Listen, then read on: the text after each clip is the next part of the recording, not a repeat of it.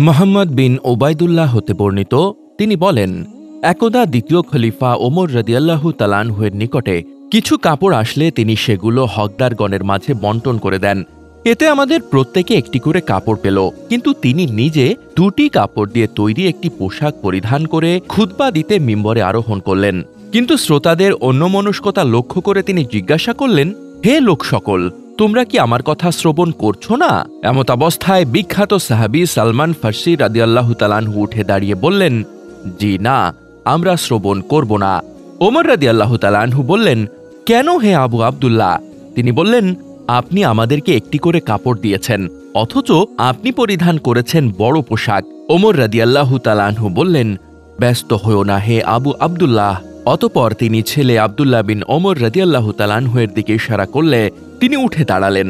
অতঃপর ওমর রাদিয়াল্লাহু তাআলা আনহু বললেন, আমি আল্লাহর কসম করে জিজ্ঞাসা করছি, আমার পোশাকে যে অতিরিক্ত কাপড় রয়েছে সেটা কি তোমার নয়?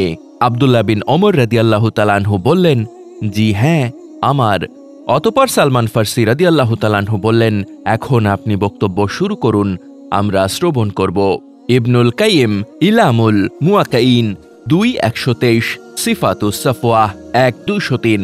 শিক্ষা: রাষ্ট্রপ্রধান জবাবদিহিতার ঊর্ধ্বে নয়। তাকে পরকালে যেমন আল্লাহর কাছে তার দায়িত্ব সম্পর্কে জবাবদিহি করতে হবে, তেমনি দুনিয়াতেও তিনি জনগণের কাছে দায়বদ্ধ থাকবেন।